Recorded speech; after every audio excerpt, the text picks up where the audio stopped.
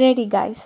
അപ്പോൾ നമ്മൾ രണ്ട് മൂന്ന് ക്വസ്റ്റ്യൻസ് ഒന്ന് ചെയ്തിട്ട് നമ്മൾ നേരെ നമ്മൾ ടോപ്പിക്കിലേക്ക് കിടക്കും. So what is ad valorem tariff? അപ്പം എന്താണത് നമുക്കറിയില്ല. പേഴ്സൻറ്റേജിൽ പറഞ്ഞതാണ്. നമുക്ക് പേഴ്സൻറ്റേജിലുള്ള ഏതെങ്കിലും ഓപ്ഷൻ ഉണ്ടോ നോക്കാം. യെസ്, എൻ്റെ കണ്ണ് നേരെ പോയത് ഓപ്ഷൻ സിയിലേക്കാണ്. Duty levied as a fixed percentage of the value of the traded commodity. Option C ആണ് ആൻസർ. വേറെ ഒന്നിലേക്കും നോക്കരുത്, ബാക്കിയുള്ള ഓപ്ഷനിലൊന്നും പെർസെൻറ്റേജ് ഇല്ല. പിന്നെ 84, a tariff that is set so high that no imports can enter is known as. ഒരു ഇമ്പോർട്ടിനും കടത്തി വിടാത്ത അത്രയും താരിഫ് കൊടുത്തിട്ട് അങ്ങോട്ട് ഇവിടേക്ക് അങ്ങോട്ട് അവർ ഇമ്പോർട്ട് ചെയ്യേണ്ടെന്ന് ഗവൺമെൻറ് വിചാരിക്കണത്. ആ കാറിൻ്റെ എക്സാമ്പിളൊക്കെ പറഞ്ഞില്ലേ, 100% താരിഫ് വെക്കുന്നത്, അതാണ് പ്രൊഹിബിറ്റീവ് താരിഫ്. അപ്പോൾ ഓപ്ഷൻ എ ആണത്. ഒരു ക്വസ്റ്റ്യനും കൂടി ഇപ്പോൾ നോക്കുക, പിന്നെ ബാക്കി നെക്സ്റ്റ് ക്ലാസ്സിൽ ഡിസ്കസ് ചെയ്യാം കേട്ടോ. 3 questions.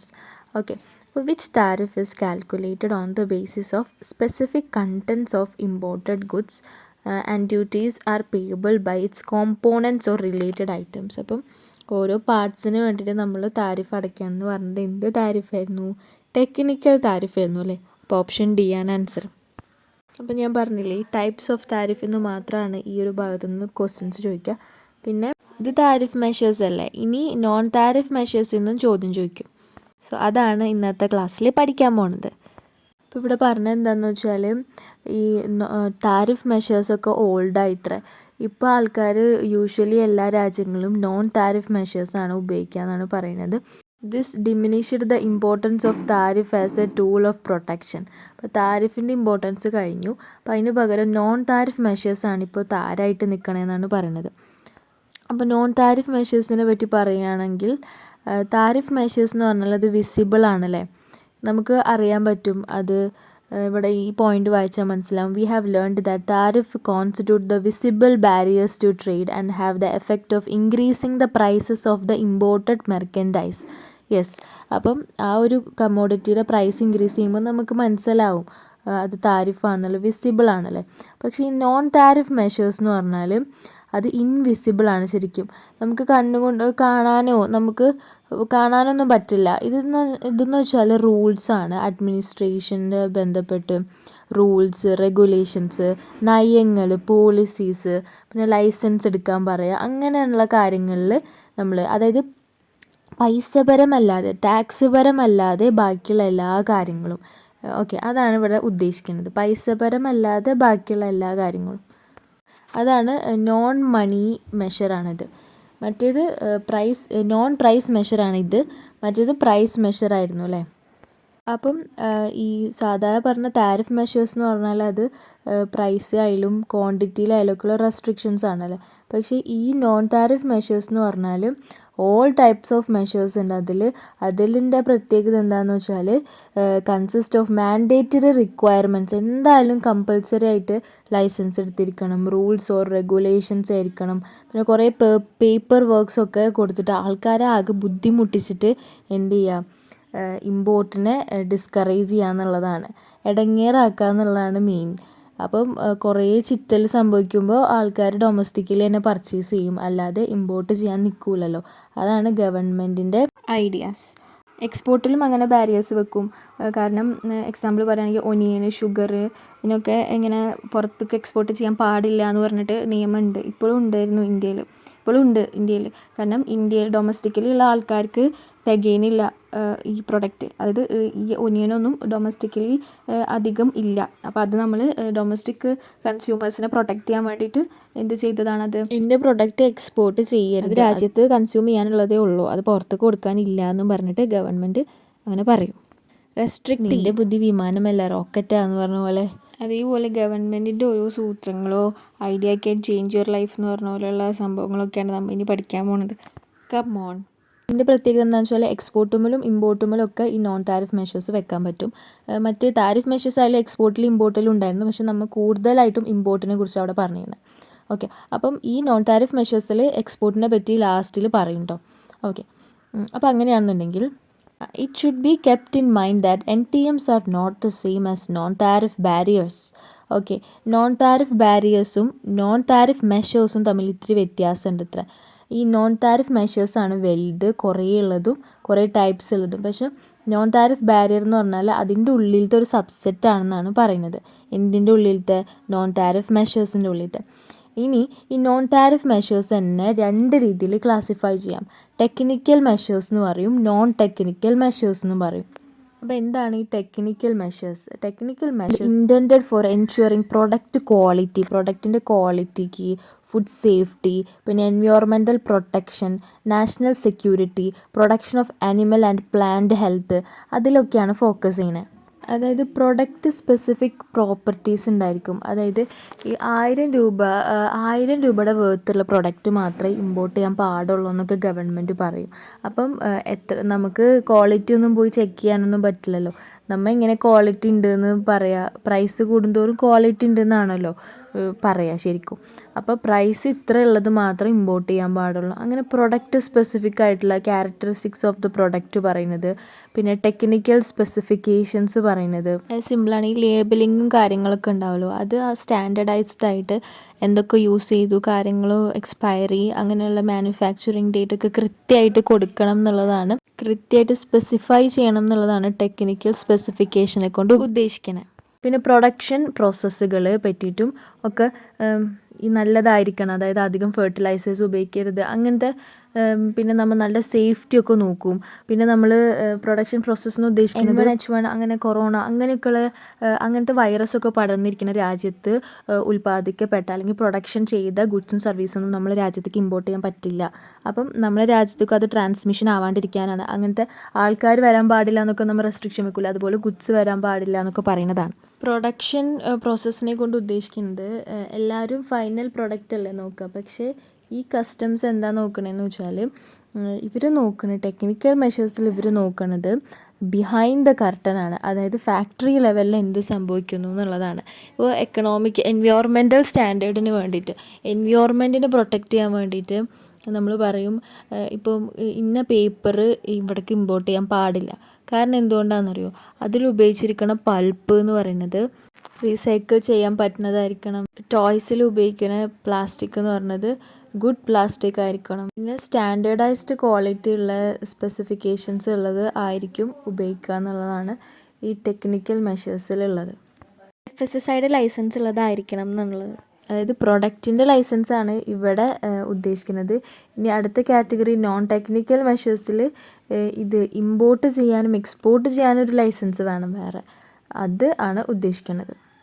പിന്നെ പ്രൊഡക്റ്റ് ഇമ്പോർട്ടോ എക്സ്പോർട്ട് ചെയ്യാൻ വേറെ ലൈസൻസ് വേണം, സെൻട്രൽ ലൈസൻസ് എന്നൊക്കെ പറയും. ഇത് പ്രൊഡക്റ്റിൻ്റെ ലൈസൻസും കാര്യങ്ങളൊക്കെ വരുന്നത് ടെക്നിക്കൽ മെഷറിലാണ്. അത് ശ്രദ്ധിച്ചോ. നോൺ ടെക്നിക്കൽ മെഷേഴ്സ് എന്ന് പറഞ്ഞാൽ related to trade requirements. Trade ചെയ്യണമെങ്കിൽ ഒരു വ്യാപാരം ഇൻ്റർനാഷണലി ചെയ്യണമെന്നുണ്ടെങ്കിൽ ഷിപ്പിംഗ് റിക്വയർമെൻറ്റ് വേണം, കസ്റ്റം ഫോർമാലിറ്റീസ് ചെയ്യണം, കുറേ പേപ്പർ വർക്ക്സ് ഉണ്ട്, കുറേ സെൻട്രൽ ലൈസൻസ് വേണം. ഇപ്പോൾ ഫുഡിനൊക്കെ പ്രത്യേകിച്ച് ലൈസൻസ് വേറെ എടുക്കണം, ഇന്ന ഓഫീസറുടെ സൈന് വേണം, ഈ ബ്രാഞ്ചിൽ പോകണം, അവിടേക്ക് പോകണം, ഇവിടേക്ക് പോകണം. പിന്നെ ഇന്ന പ്രൊഡക്ട്സിന് വേറെ വേറെ ലൈസൻസ് വേണം. എക്സ്പോർട്ടും ഇമ്പോർട്ടും ഒക്കെ ചെയ്യാൻ ഇന്ന പ്രൊഡക്ട്സിന് വേറെ വേറെ ലൈസൻസ് വേണം. Product licence for import and export എന്ന് പറയും. ഇന്ന പ്രൊഡക്റ്റ് പ്രൊഡക്ഷൻ നടത്തണമെങ്കിൽ ഈ ഒരു ലൈസൻസ് വേണം, FSSAIയുടെ. അതിപ്പോൾ എന്തായാലും ഇപ്പോൾ ഒരു ബിസിനസ് തുടങ്ങുമ്പോൾ നമുക്ക് ഫുഡിൻ്റെ ബിസിനസ് തുടങ്ങി അത് എന്തായാലും വേണം. ആ പ്രൊഡക്റ്റിൻ്റെ ലൈസൻസ് നോക്കുന്നത് ടെക്നിക്കൽ മെഷറിലാണ്. പക്ഷെ നോൺ ടെക്നിക്കൽ മെഷറിൽ നോക്കുന്നത് ഈ ഒരു പ്രൊഡക്റ്റ്, ഫുഡ് എന്ന് പറഞ്ഞ പ്രൊഡക്റ്റ് ഇൻ്റർനാഷണലി പോകണമെങ്കിൽ വേറൊരു ലൈസൻസ് വേണം ഫുഡിൻ്റെ മാത്രം. പിന്നെ വേറെ ഇപ്പോൾ സ്റ്റീൽ പോകണമെങ്കിൽ അങ്ങനെ വേറൊരു ലൈസൻസ് വേണം. അങ്ങനെ അത് ഇമ്പോർട്ടും എക്സ്പോർട്ടും ചെയ്യാനുള്ളൊരു ലൈസൻസാണ്. ട്രേഡ് റൂൾസ് ഉണ്ട്, ടാക്സേഷൻ പോളിസീസ് ഉണ്ട്, മൊത്തം ഈ അഡ്മിനിസ്ട്രേഷൻ വർക്ക്സൊക്കെ ഉണ്ടാവുമല്ലോ, ടാക്സിൻ്റെ പോളിസീസ്, അങ്ങനെയുള്ള പോളിസീസ് മാത്രം. അല്ലാണ്ട് പ്രൈസൊന്നും ഇതിൽ വരില്ല കേട്ടോ. ഇതൊക്കെ എന്ത് മെഷേഴ്സാണ്? നോൺ താരിഫ് മെഷേഴ്സാണ്. These are further distinguished as hard measures, threat measures, other measures എന്നുണ്ട്. അപ്പോൾ ഹാർഡ് മെഷേഴ്സ് എന്ന് പറഞ്ഞാൽ ഞാൻ പറഞ്ഞില്ല, 1000 രൂപ വേർത്തുള്ള ഒരു പ്രൊഡക്റ്റ് മാത്രമേ ഇങ്ങോട്ട് കൊണ്ടുവരാൻ പാടുള്ളൂ. പിന്നെ നമ്മൾ പറയുകയാണ് ഇത്രയും 1000 ടൺസ് മാത്രമേ ഇറക്കാൻ പാടുള്ളൂ, അതിൽ കൂടുതൽ ഇറക്കരുത് എന്ന് പറയുന്നത്. അപ്പം പിന്നെ ത്രെറ്റ് മെഷേഴ്സ് എന്ന് പറഞ്ഞാൽ anti dumping and safeguards. അപ്പം അങ്ങനെ വല്ലാണ്ട് ഡംപ് ചെയ്യാൻ പാടില്ല. ഇനിയിപ്പോൾ ഡംപ് ചെയ്ത പ്രൊഡക്റ്റിനൊക്കെ ഭയങ്കരമായിട്ടും ചെക്കിംഗ് ഒക്കെ നടത്തുക, അങ്ങനെയൊക്കെ. പിന്നെ other measures such as trade related finance and investment measures. അതായത് ഗവൺമെൻറ് പറയാണ് ഇമ്പോർട്ട് ചെയ്യുമ്പോൾ പ്രൈസ് അടയ്ക്കണ്ടേ, അത് ഫോറിൻ എക്സ്ചേഞ്ച് 20% മാത്രമേ ഉപയോഗിക്കാൻ പാടുള്ളൂ എന്ന്. അപ്പോൾ ഗവൺമെൻറ് ഇൻഡയറക്റ്റ്ലി പറയുകയാണല്ലേ ഇത്ര മാത്രം അങ്ങോട്ട് ഇമ്പോർട്ട് ചെയ്താൽ മതിയെന്ന്. അതാണ് ആ ഫിനാൻഷ്യൽ ആസ്പെക്റ്റ് പറഞ്ഞത്. ഓക്കെ, അപ്പോൾ അതൊക്കെ അങ്ങനത്തെ മെഷേഴ്സാണ്. ഇനി further more the categorisation also distinguishes between import related measures which relate to measures imposed by the importing കൺട്രീൻ്റെ measures. Okay, export related measures which relate to measures imposed by exporting country itself. Okay, പിന്നെ addition to this there are procedural obstacles. അതന്നെ എങ്ങനെയെങ്കിലുമൊക്കെ ഇടങ്ങേറാക്കുക. അപ്പോൾ obstacles വെക്കുക, procedural, which are practical problems in administration, transportation, delays in testing, certification etcetera, which may make it difficult for business to either to given regulations. Okay, അപ്പം കുറച്ച് നാൾ customs ഡ്യൂട്ടിയുടെ കയ്യിൽ ആ സാധനം ഇരിക്കുക, കുറച്ച് നാൾ കഴിഞ്ഞിട്ട് ഒരു 5 ദിവസം കഴിഞ്ഞിട്ട് പിന്നെ വീണ്ടും അത് വേറെ ഒരു പ്രൊസീജിയറിന് കൊടുക്കുക, അങ്ങനെ നമ്മൾ ഡിലേ വരുത്തുക. അങ്ങനെയൊക്കെ ഡിലേ ഒക്കെ വരുത്തിയിട്ട് ഇമ്പോർട്ടിനെ തടയുക എന്നുള്ളതാണ്. എല്ലാ രാജ്യങ്ങളും എക്സ്പോർട്ടിനെ എപ്പോഴും ഇമ്പ്രൂവ് ചെയ്യിക്കാനും ഇൻക്രീസ് ചെയ്യിക്കാനൊക്കെ നോക്കും. അപ്പം എക്സ്പോർട്ട് 5 സ്റ്റാർ 4 സ്റ്റാർ എന്നൊക്കെ പറയും എക്സ്പോർട്ട് ചെയ്യുന്ന ബിസിനസ്മാൻമാരെ. അപ്പം ഇപ്പോൾ ഇന്ത്യയിലൊക്കെ അങ്ങനെ ഉണ്ട്. അപ്പം അങ്ങനെ നോക്കുമ്പോൾ 5 സ്റ്റാറൊക്കെ ഉള്ള ബിസിനസ്മാൻമാരുണ്ടാവുമല്ലോ, നല്ലോണം എക്സ്പോർട്ട് ചെയ്യുന്നവർ. അവർക്ക് ഗവൺമെൻറ്റിൻ്റെ വക ഒരു ഗവൺമെൻറ് വെയർ ഹൗസൊക്കെ ഉണ്ട്. ഗവൺമെൻറ് വക അവർക്ക് വെയർ ഹൗസൊക്കെ കൊടുക്കും. ഇങ്ങനെ അവർ ഇങ്ങനെ കൂടുതലായിട്ട് എക്സ്പോർട്ടിനെ എൻകറേജ് ചെയ്യാൻ വേണ്ടിയിട്ടാണ് അങ്ങനെ ചെയ്യുന്നത്. ഇനി ടെക്നിക്കൽ മെഷേഴ്സ് ഞാൻ പറഞ്ഞില്ലേ, food safety, quality, environmental protection, അത് ഇതൊക്കെയാണ്. അപ്പോൾ ടെക്നിക്കൽ മെഷേഴ്സിന് തന്നെ 2 രീതിയിൽ പറയാം, sanitary and phytosanitary measures. പിന്നെ ടെക്നിക്കൽ ബാരിയേഴ്സ് ടു ട്രേഡ്. ഇപ്പോൾ SPS measures are applied to protect human, animal or plant life from risk arising from additives, pest, contaminations, toxins or disease causing organisms and to protect biodiversity. അപ്പം ഈ ഞാൻ പറഞ്ഞ പോലെ ഭയങ്കരമായിട്ട് വിഷമടിച്ചുള്ള ഫ്രൂട്ട്സൊക്കെ ഉണ്ടാവുമല്ലോ, അത് നമ്മളെ രാജ്യത്തേക്ക് എൻ്റർ ചെയ്യിപ്പിക്കില്ല. പിന്നെ ഫിഷിലൊക്കെ മായം ചേർത്തിട്ടുണ്ടാവും. പിന്നെ ഫുഡിലൊക്കെ കണ്ടാമിനേഷൻസ് വരുത്തിയിട്ടുണ്ടോ, അഡൾട്രേഷൻസ് വരുത്തിയിട്ടുണ്ടോ, മായം ചേർത്തിട്ടുണ്ടോ എന്നൊക്കെ ചെക്ക് ചെയ്യും. പിന്നെ അതായത് ഇപ്പോൾ ചായപ്പൊടിയൊക്കെ നമ്മൾ എടുക്കുമ്പോൾ ചിലപ്പോൾ ചായക്ക് കൂടുതൽ കളർ കിട്ടാൻ വേണ്ടിയിട്ട് കളറൊക്കെ ചേർത്തിട്ടുണ്ടാകും കൂടുതൽ. അപ്പോൾ അതൊക്കെ കണ്ടുപിടിക്കും. അപ്പോൾ അതെങ്ങാനും കണ്ടുപിടിച്ച് കഴിഞ്ഞാൽ ആ പ്രൊഡക്റ്റിനെ സീസ് ചെയ്യും, പിന്നെ ഇങ്ങോട്ട് വരരുതെന്ന് പറയും, പെനാൾട്ടിയൊക്കെ അടപ്പിക്കും. അതാണ് ഈ സാനിറ്ററി ആൻഡ് ഫൈറ്റോ സാനിറ്ററി മെഷറിൽ വരുന്നത്. പിന്നെ അത് മാത്രമല്ല, എന്തെങ്കിലും ഒരു അസുഖമുള്ളൊരു പെറ്റാന്ന് വിചാരിക്കൂ, അതായത് അസുഖമുള്ളൊരു ആനിമലിനെ ഒന്നും നമുക്ക് ഇങ്ങോട്ട് ഇമ്പോർട്ട് ചെയ്യാൻ പറ്റില്ല. അപ്പോൾ ബാക്കിയുള്ള ആനിമൽസിന് ആ അസുഖം പടരുന്നതുകൊണ്ടാണ്. അത് ആനിമലിൻ്റെ കേസിൽ മാത്രമല്ല, അതിപ്പോൾ കൊറോണ വന്നപ്പോൾ ഹ്യൂമൻസിൻ്റെ കേസിൽ അങ്ങനെയാണല്ലേ. ആ കൊറോണ എഫക്റ്റഡ് ആയിട്ടുള്ള രാജ്യങ്ങളിൽ നിന്ന് ഇങ്ങോട്ട് ആരും വരരുത്, അവിടുത്തെ പ്രൊഡക്റ്റ് ഇങ്ങോട്ട് വരാൻ പാടില്ല എന്നാണ്. അപ്പോൾ these include ban or prohibition of import of certain goods, all measures governing quality and hygienic requirement, production processes, associated compliance assessments. For example, prohibition of import of poultry from countries affected by avian flu, meat and poultry processing standards to reduce pathogens. Pathogens എന്ന് പറഞ്ഞാൽ ഈ അണുക്കളാണ് കേട്ടോ, രോഗാണുക്കളാണ് അനിമൽസിൽ കാണുന്നത്. അത് ഇങ്ങനെ അനിമൽസിലൊക്കെ ഇങ്ങനെ എന്തെങ്കിലും അസുഖമുള്ള അനിമൽസിനൊക്കെ മീറ്റൊക്കെ വേറെ രാജ്യത്ത് നിന്ന് ഇമ്പോർട്ട് ചെയ്ത് അതൊന്നും എടുക്കാൻ പാടില്ല. അപ്പോൾ അതൊക്കെ ഭയങ്കരമായിട്ട് ചെക്ക് ചെയ്ത് അങ്ങനെയുള്ള കാര്യങ്ങളൊക്കെയാണ് നോക്കുക. അങ്ങനെ എന്തെങ്കിലും ഒരു രീതിയിൽ ഇപ്പോൾ ചിക്കനൊക്കെ എന്തെങ്കിലും പ്രശ്നമൊക്കെ വന്നാൽ, അതായത് ചിക്കന് രോഗങ്ങളൊക്കെ വന്നാൽ വളരെ വില കുറവിന് കൊടുക്കുക, അപ്പോൾ അങ്ങനെയൊക്കെ ഉണ്ടാവില്ലേ. വേറെ രാജ്യത്തു നിന്ന് കുറേ ഇങ്ങോട്ട് വരിക, അങ്ങനെയൊക്കെ ഉണ്ടാവില്ലേ. അതൊക്കെ ശ്രദ്ധിച്ചിട്ട് അത് പ്രൊഹിബിറ്റ് ചെയ്യാന്നൊക്കെ ഉള്ളതാണ്. പിന്നെ residue limits for pesticides in foods. അപ്പം ഫുഡിൽ പെസ്റ്റിസൈഡ് ഇതിലും മേലെ ഉപയോഗിച്ചിട്ടുണ്ടെങ്കിൽ ആ ഫുഡ് ഇവിടെ എടുക്കൂല എന്നൊക്കെ പറയും.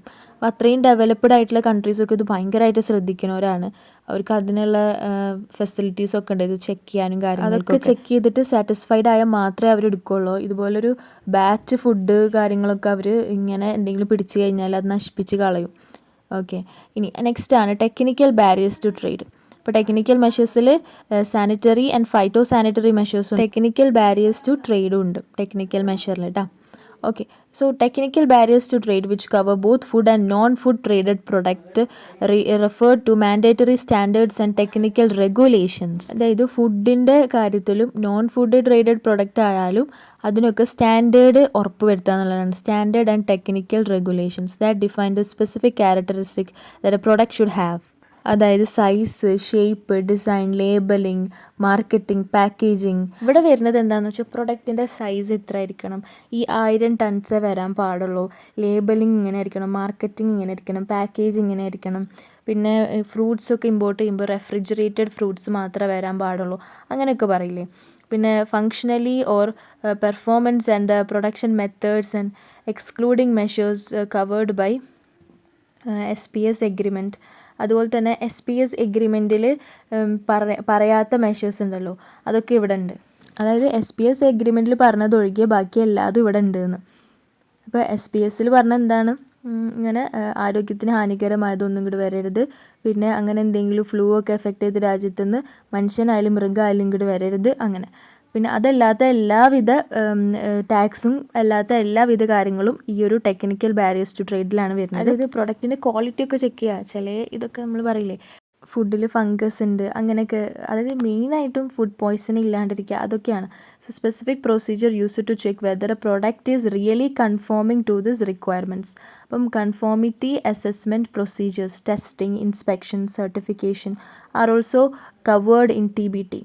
ഓക്കെ, അപ്പം ഞാൻ നേരത്തെ പറഞ്ഞ പോലെ നല്ലോണം ഇത് ഡെവലപ്ഡ് കൺട്രീസിലൊക്കെ ഇത് ചെക്ക് ചെയ്യാൻ വേണ്ടിയിട്ട് തന്നെയുള്ള പ്രൊസീജിയേഴ്സൊക്കെ ഉണ്ട്, ക്വാളിറ്റി അസസ് ചെയ്യാനുള്ള ഇതൊക്കെ ഉണ്ട്.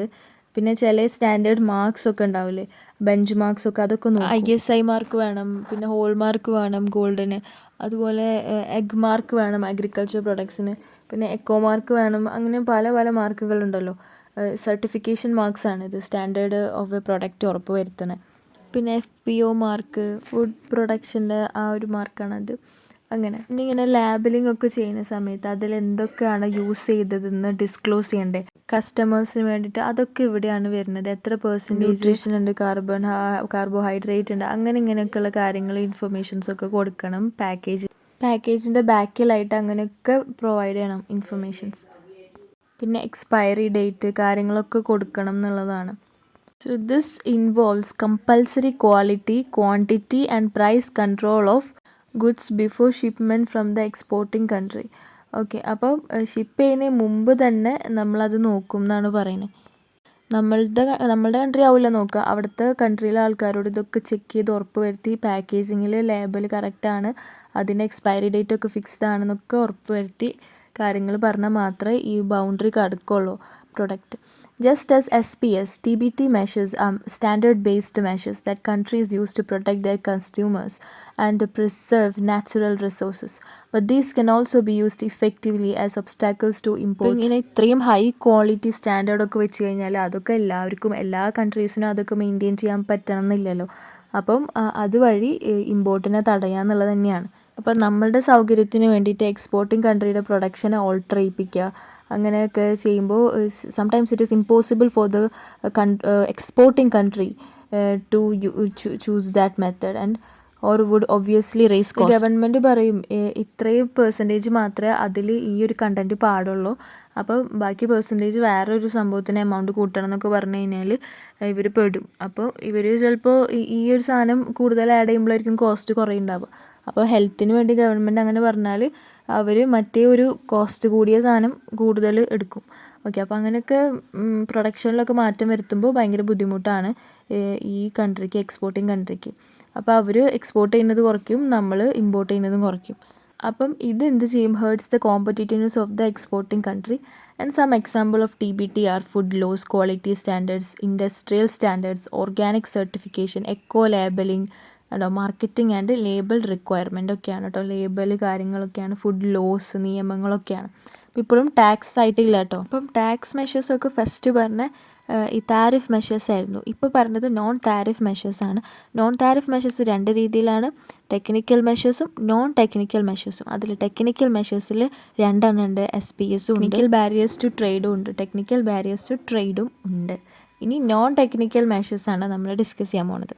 അതിലാണ് ശരിക്കും ഈ റൂൾസും ലൈസൻസ് ഒക്കെ വേണ്ടത്. ഈ പ്രൊസീജിയറൽ ആസ്പെക്റ്റുകൾ ഉണ്ടാവുമല്ലോ, ഡോക്യുമെൻറ്റ്സ് സബ്മിറ്റ് ചെയ്യുക, ആ കാര്യങ്ങളൊക്കെ, റിന്യൂവൽ ഓഫ് ലൈസൻസ് ഒക്കെ. ഇത് ഹെൽപ്ഫുൾ ആണെന്ന് തോന്നുകയാണെങ്കിൽ എന്തായാലും സബ്സ്ക്രൈബ് ചെയ്യണം, ലൈക്ക് ചെയ്യണം. Thank you so much for watching.